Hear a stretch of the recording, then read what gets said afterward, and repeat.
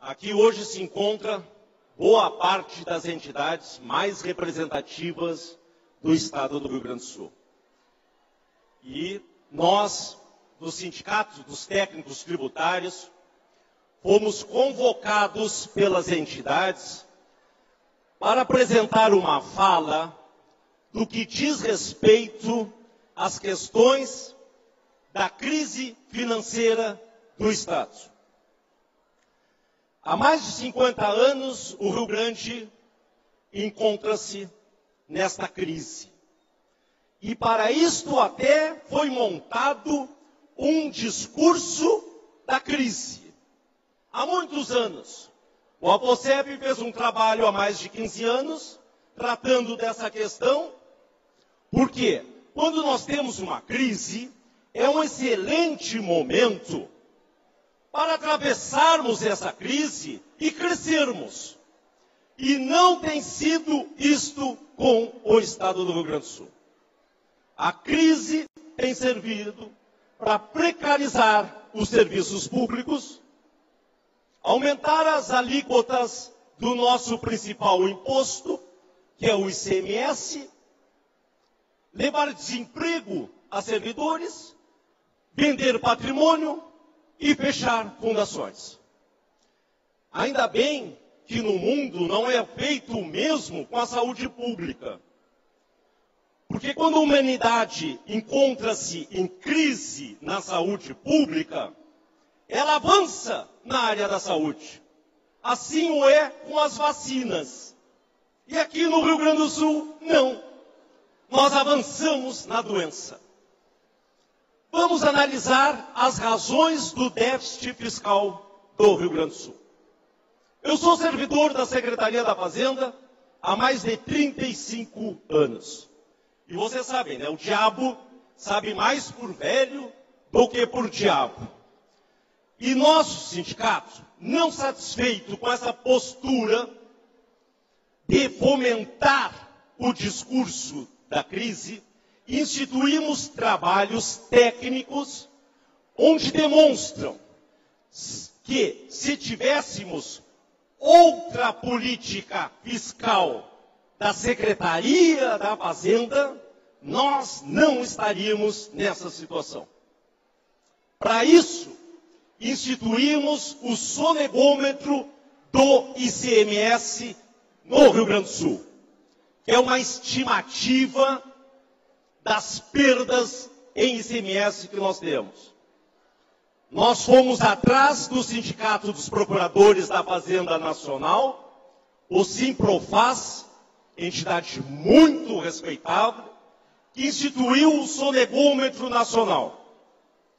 Pois bem, há 15 dias atrás fizemos um evento aqui no Rio Grande do Sul tratando dessa questão da sonegação, e até o jornal Correio do Povo, em editorial, avalizou aquelas estimativas.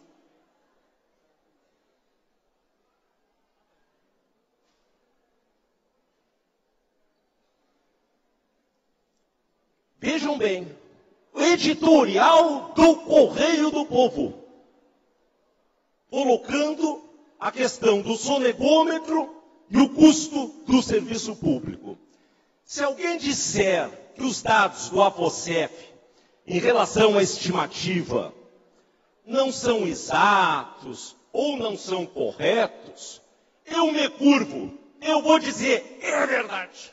Não são, eles são tímidos, porque de acordo com a nossa estimativa, usando a mesma metodologia do Simprofaz, chegamos aos estarrecedores números de isenção de ICMS no Rio Grande do Sul de 8 bilhões de reais ao ano. Se alguém questionar esses dados, eu pego então, não de uma entidade de trabalhadores, eu pego os dados da FEComércio, que é uma entidade que há muito nós viemos debatendo. O que diz a FEComércio em relação à evasão fiscal no Rio Grande do Sul? Por conta só do contrabando. As evasões fiscais, tem a sonegação, tem o contrabando. Pois bem, só do contrabando. Se assumirmos que a participação do Rio Grande do Sul na pirataria for semelhante à participação do PIB gaúcho no PIB Brasil, isso faz parte do trabalho do AFOSEF e do Simprofaz, essa metodologia. Estimamos que a pirataria no Rio Grande do Sul, em 2015, movimentaria 61,5 bilhões de reais. Dá mais de 11 bilhões de reais. O nosso sonegômetro é 8.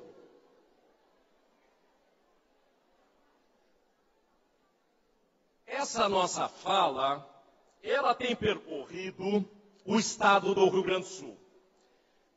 Está aqui a Helenir, que muito nos honra. Eu vi aqui o Luiz Henrique, do 24º Núcleo, que nos levou ali a São Leopoldo, em Novo Hamburgo, para discutirmos o 14º, perdão. E a Rio Grande, onde nós tivemos a pretensão de dar uma pública na praça central da cidade. E reuniu centenas de pessoas nessa questão da estimativa da sonegação.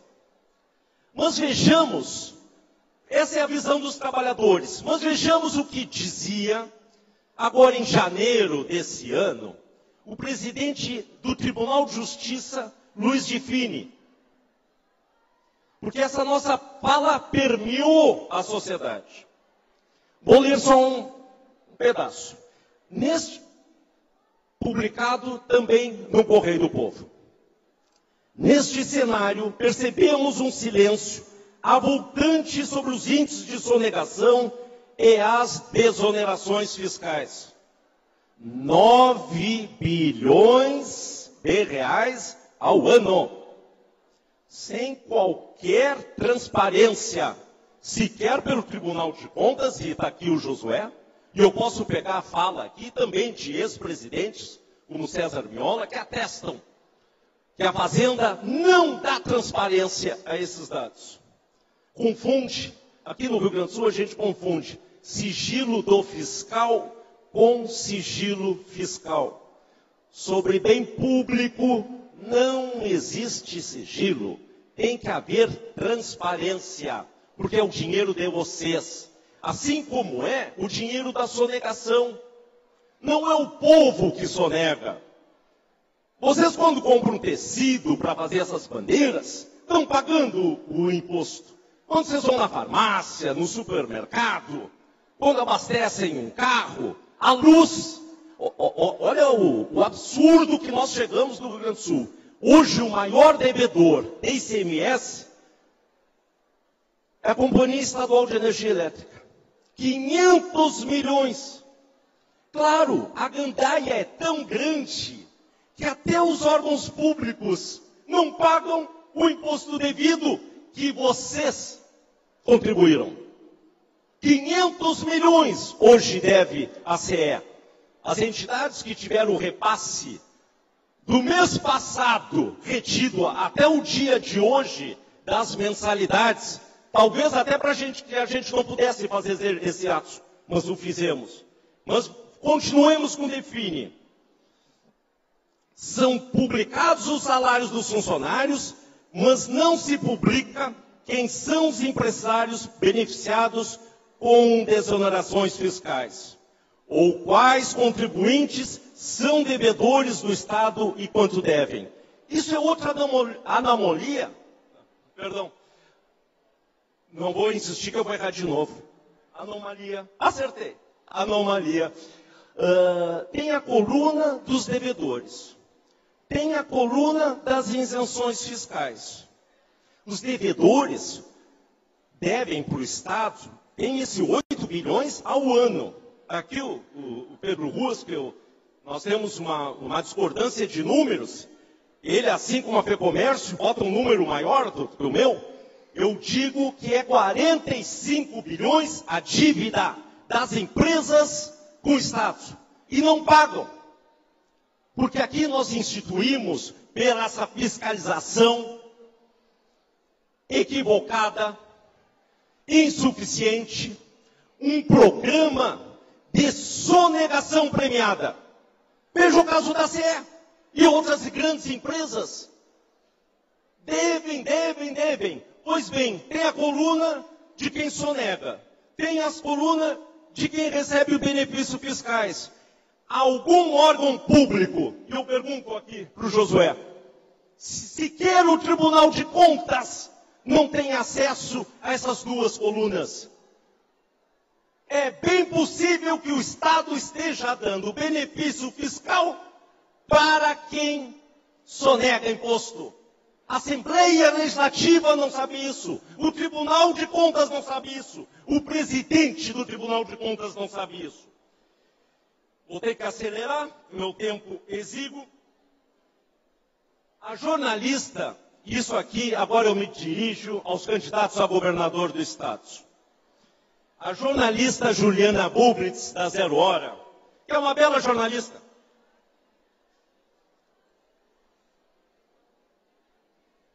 Ela tem colocado, e colocou num dia, 4 de julho, substituiu a Rosane de Oliveira, o famoso cortar na carne, candidatos. Portanto, pode virar discurso fácil para angariar votos de eleitores incautos. Mais importante do que prometer reduzir despesas, será o candidato dizer exatamente como pretende ampliar a capacidade de arrecadação e quanto isso poderá render para o Estado. Nós lá da VOCEP, nós temos um mantra: a crise é de receita, a crise é de receita, a crise é de receita. Esse sistema que nós temos, inoperante da Secretaria da Fazenda, e que todos os governos têm sido reféns, a tal ponto que há uma dança das cadeiras na Secretaria da Fazenda, da nomenclatura, muda governo e passa governo e as pessoas são sempre as mesmas. Não há ingerência estatal, partidária, nas discussões da Secretaria da Fazenda. Aquilo é uma caixa preta. E como é que a gente desvenda uma caixa preta? A força? Não. Nosso ambiente é o democrático, é o da lei. Vamos ver o que diz a Lei de Responsabilidade Fiscal. Artigo 67 da Lei de Responsabilidade Fiscal. Nunca implementado. Leis no Brasil parecem galhos de roseira. Alguns pegam, outros não pegam. Né? Esse aqui da Lei de Responsabilidade Fiscal nunca pegou. O que diz para desvendar as caixas pretas? Como era a questão lá do CARF, do governo federal?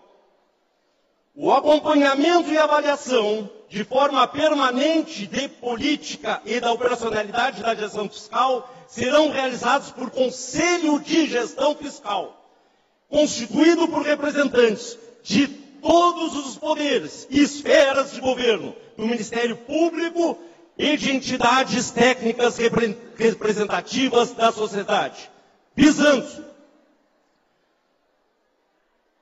adoção de normas de consolidação das contas públicas, padronização das prestações de contas e dos relatórios e de demonstrativos de gestão fiscal.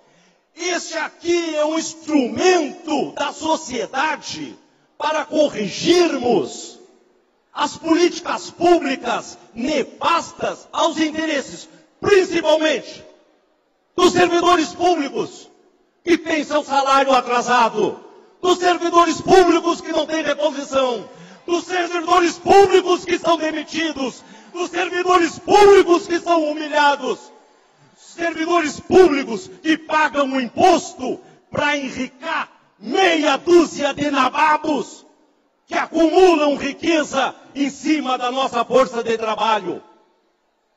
Nós temos que fazer um basta nessa situação. Aqui agora, e está terminando o meu tempo, o Josué vai tratar das questões da Lei Candir e da dívida com a União. Eu trato das questões afetas a tão somente a nós mesmos.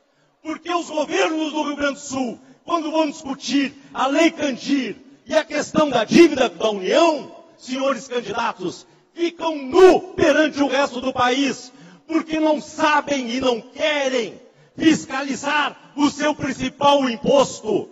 Preferem aumentar a alíquota, preferem fazer uma Secretaria da Fazenda de engomadinhos, restrito a gabinetes. Eu faço parte da categoria que faz a fiscalização das fronteiras. Essa madrugada eu estava em Chapecó, com os colegas ali fazendo uma reunião, no posto fiscal de Goiôem, onde se trabalha todos os dias da semana, todas as noites da semana, 1º de janeiro, 25 de dezembro, e que nós colocamos frente a esses governos, e encerrou meu tempo, que nós queremos é trabalho, outra visão de desenvolvimento do Estado, que não penalize aqueles que vivem do seu trabalho. Eu sei da minha responsabilidade de estar aqui nesse instante. Eu sei que antes de mais nada apontar uma crise, apontar o caminho, eu tenho a obrigação de apontar um caminho de esperança para o nosso povo. E o caminho é esse. A crise é de receita. Alteremos esse modelo de fiscalização que faz esse sistema de sonegação premiada. Perdoe-me e peço a compreensão, principalmente pela paciência de me ouvir.